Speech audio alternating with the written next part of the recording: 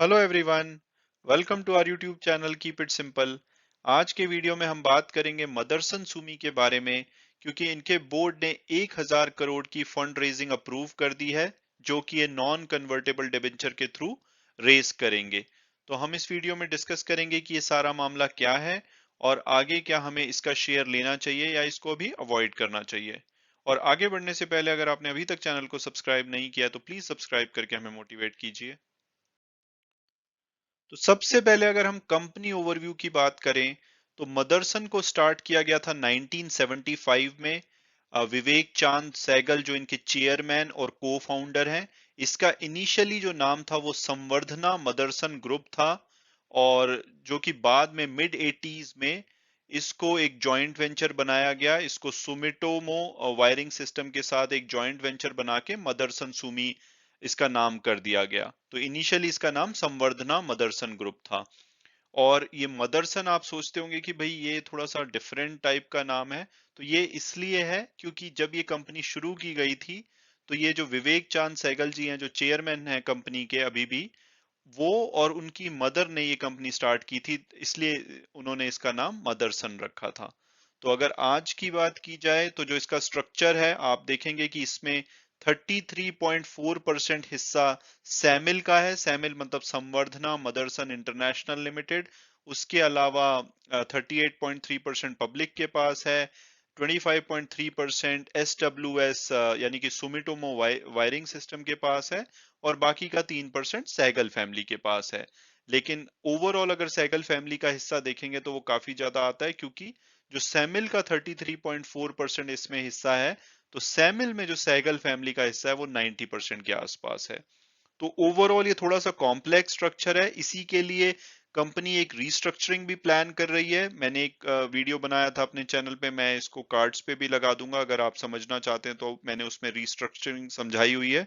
तो उस केस में अगर मेरे को हाई लेवल बताना हो तो वो इसमें से जो इनका डोमेस्टिक वायरिंग हार्नेस का बिजनेस है उसको डीमर्ज कर देंगे, और उसके बाद ये सैमिल और एमएसएसएल को मर्ज करके एक सेपरेट कंपनी बनाएंगे। तो अगर आप मदरसन सुमी के शेयर होल्डर होंगे तो आपको सैमिल के भी शेयर होल्डर मिल जाएंगे। तो ये अभी उम्मीद की जा रही थी कि ये सेकेंड क्वार्टर तक इसमें कुछ प्रोग्रेस होगी, लेकिन अभी थोड़ा सा इसमें स्लो चल रही है इसमें मूवमेंट, और कंपनी अभी एनसीएलटी की अप्रूवल की वेट कर रही है। तो अगर कोई उसमें न्यूज आएगी तो मैं नया वीडियो बनाऊंगा, बट आज की डेट में इनका स्ट्रक्चर ये है। और ये जो मदरसन सूमी है ये मेनली वायरिंग हार्नेस और कंपोनेंट के बिजनेस में है। इसके अलावा मॉड्यूल्स और पॉलीमर भी बनाते हैं, और इनके विजन सिस्टम यानी कि जो ग्लासेस होते हैं वो ये बनाते हैं। इसके अलावा सैमिल में इनके बहुत सारे डिफरेंट बिजनेसेस हैं, जैसे कि lighting solution, metal solution, engineering, tooling, service and IT solution, group shared services, logistic solution, aerospace और हेल्थ एंड मेडिकल। तो बहुत ही डाइवर्सिफाइड इनका बिजनेस स्ट्रक्चर है। इसके अलावा अगर बात की जाए इनके विजन 2025 की, तो कंपनी क्या करती है कि हर 5 साल में ये अगले 5 साल का प्लान बनाती है। तो ये 1995 से ऐसा कर रहे हैं। और जो अभी सिक्स्थ जो 5 ईयर प्लान था उसको 2020 में बनाया गया था, जिसमें कि इन्होंने अपने लिए विजन रखा था कि अपने रेवेन्यू को 36 बिलियन यूएस डॉलर तक ले जाना चाहते हैं, और 40% रिटर्न ऑन कैपिटल एम्प्लॉयड होगी जब इनका रेवेन्यू 36 बिलियन हो जाएगा। और अभी की बात की जाए तो इनका जो रेवेन्यू है वो 10 बिलियन से भी थोड़ा कम है। और दूसरा विजन इनका है कि ये किसी भी कंट्री, कस्टमर और कंपोनेंट से 10% से ज्यादा रेवेन्यू नहीं लेना चाहते। तो ये नहीं चाहते कि किसी भी इनके कस्टमर पे, कंपोनेंट पे या कंट्री पे ज्यादा डिपेंडेंसी हो। ये अपने प्रोडक्ट पोर्टफोलियो को डाइवर्सिफाई रखना चाहते हैं। इसके अलावा ये चाहते हैं कि 75% जो इनका रेवेन्यू है 2025 और उसके बाद ऑटोमोटिव इंडस्ट्री से आए, और 25% नए डिवीजन से। और चौथा इनका विजन ये है कि जो भी इनका कंसोलिडेटेड प्रॉफिट हो उसका ये 40% एज ए डिविडेंड देंगे। और अगर इनकी हिस्टोरिकल देखा जाए तो इन्होंने मोस्टली जो भी अपना विजन रखा है उसको मीट किया है या उसको बीट किया है। लेकिन इस बार कोविड इनके लिए एक सरप्राइजिंग फैक्टर था, तो थोड़ा सा हो सकता है कि जो इस बार का विजन है उसमें कुछ डिले देखा जाए।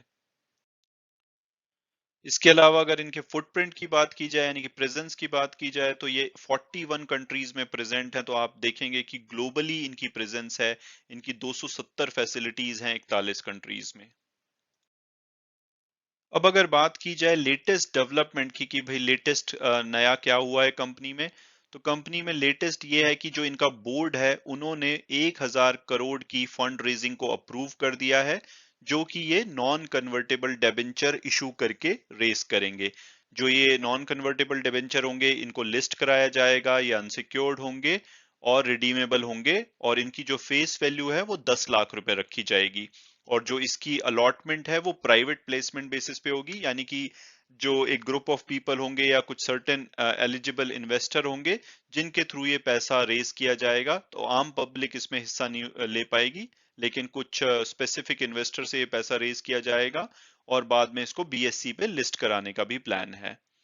इसके अलावा अगर बात की जाए कि भाई इसका टेन्योर क्या होगा इन डिबेंचर का, या इसकी अलॉटमेंट डेट और मेच्योरिटी डेट क्या होगी, इंटरेस्ट क्या होगा, रीपेमेंट स्केड्यूल क्या होगा, ये अभी कुछ कंपनी ने बताया नहीं है। उन्होंने बोला है कि ये जो कमेटी ऑफ डायरेक्टर एक बनाई जाएगी वो डिसाइड करेंगे, या कोई भी जो ऑथराइज्ड पर्सन होंगे जो इस काम के लिए डेलीगेट किए जाएंगे वो इसको फाइनलाइज करेंगे।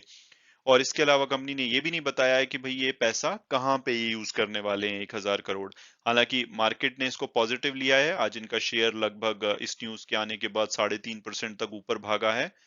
और जो कयास लगाए जा रहे हैं कि कहाँ ये पैसा यूज कर सकते हैं, तो हो सकता है कि अपने कुछ एक्विजिशन में ये इस पैसे को यूज करें, क्योंकि पीछे कंपनी ने कुछ एक्विजिशन किए हैं। पिछले महीने ही इन्होंने एक बेंगलोर की कंपनी है सीआईएम टूल्स प्राइवेट लिमिटेड, जो कि लीडिंग सप्लायर है एरोस्पेस सप्लाई चेन में, उसको 400.5 करोड़ में इन्होंने एक्वायर किया है।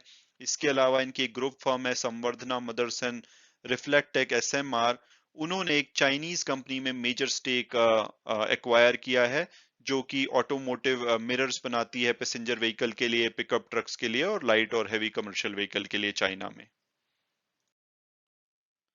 तो अब अगर बात की जाए कि क्या करंट प्राइस पे इसका शेयर लेना चाहिए, तो सबसे पहले अगर हम इसकी पास्ट परफॉर्मेंस देखें तो 3 साल में इन्होंने 39% की रिटर्न दी है। हालांकि एक साल में इन्होंने 100% से भी ज्यादा की रिटर्न दी है, लेकिन पिछले 3 महीनों से ये ऑलमोस्ट फ्लैट रहा है। और आज ये जब ये न्यूज आई कि इनको फंड रेजिंग अप्रूव हुई है, तो ये 3.5% से भी ज्यादा भागा है। और अगर ब्रोकरेज हाउस रिपोर्ट्स की बात करें तो 11 अक्टूबर को आईसीआईसीआई डायरेक्ट ने एक रिपोर्ट पब्लिश की थी और उन्होंने इसका टारगेट प्राइस 280 दिया था, और टिकर टेप के प्रेडिक्टिव एनालिसिस के हिसाब से इसका एवरेज प्राइस 249 होना चाहिए, हायर साइड पे 304 और लोअर साइड पे 176। और जो अभी करंट क्लोजिंग हुई है वो 239 के आसपास हुई है, तो अभी बोला जा सकता है कि अपने एवरेज प्राइस के आसपास ये अवेलेबल है। और अगर हम इसका पीयर्स एनालिसिस देखें और फंडामेंटल देखें, तो एक लार्ज कैप कंपनी है। पी रेशो और पीबी रेशो इस टाइम पे इस सेगमेंट में जितनी भी कंपनीज हैं उनकी थोड़ी हायर साइड पे ही है, लेकिन अगर स्पेसिफिकली मदरसन सुमी की बात की जाए तो इनकी ऑन एन एवरेज कही जा सकती है, क्योंकि कुछ कंपनीज हैं जिनकी पी रेशो इनसे काफी ज्यादा है, लेकिन कुछ कंपनीज ऐसी भी हैं जिनकी इनसे कम है। सिमिलरली पीबी रेशो भी, और रिटर्न ऑन इक्विटी की भी बात की जाए 6.62%, जो कि कुछ कंपनीज 15 से 17% की भी रिटर्न दे रही हैं और कुछ कंपनी 2 से 5% की भी रिटर्न दे रही हैं। तो ये इस टाइम पे अपने सेगमेंट में एवरेज में आते हैं। और अगर ये बात की जाए कि क्या इसका शेयर लेना चाहिए, इन माय पर्सनल ओपिनियन मुझे लगता है कि कंपनी बहुत ही सॉलिड है। हालांकि ये कोविड से काफी ज्यादा इम्पैक्ट हुई है। पिछले साल भी जब पहली वेव आई तब भी इनको काफी इम्पैक्ट हुआ, इनका जून 2020 का क्वार्टर काफी बुरा रहा, और इस साल भी सेकेंड वेव में इनको काफी इम्पैक्ट हुआ। तो आने वाले जो सेकेंड क्वार्टर के रिजल्ट है इन्होंने अभी डिक्लेयर नहीं किए, नॉर्मली इसी वीक में ये डिक्लेयर करते हैं, तो हो सकता है कि आने वाले 1 से 2 हफ्तों में इनके नंबर्स आए, तो वो एक इम्पॉर्टेंट होगा कि वो नंबर्स कैसे रहे हैं, इसमें कुछ इम्प्रूवमेंट है, आगे की आउटलुक क्या है। लेकिन अदरवाइज अगर मैं पर्सनली बताऊं तो मुझे लगता है कि अभी भी करंट प्राइस पे इसको कंसीडर किया जा सकता है। यहाँ से ये लगभग आपको 5 से 25% की रिटर्न दे सकता है, लेकिन अगर मैं हूं तो मैं इसको करेक्शन पे जरूर लूं। अगर कोई भी इसमें ठीक ठाक करेक्शन आती है तो डेफिनेटली बाय ऑन डिप्स वाला शेयर है। लेकिन अभी मैं थोड़ा सा रिजल्ट की वेट करूंगा और आउटलुक देखूंगा कि ये कोविड ने कितना इनको इम्पैक्ट किया है और आगे कंपनी की क्या आउटलुक है, विजन में कोई चेंज हुआ है। बट अदरवाइज कंपनी बहुत ही बढ़िया है अपने स्पेस में। हालांकि वीडियो क्लोज करने से पहले मैं हमेशा की तरह डिस्क्लेमर दूंगा कि अगर आप इसमें इन्वेस्ट करना चाहते हैं तो अपने फाइनेंशियल एडवाइजर से बात कीजिए, अपनी फर्दर रिसर्च कीजिए, उसके बाद अगर आप कंफर्टेबल होते हैं तभी आप इसमें इन्वेस्ट कीजिए। And thanks so much for watching the video and God bless you all.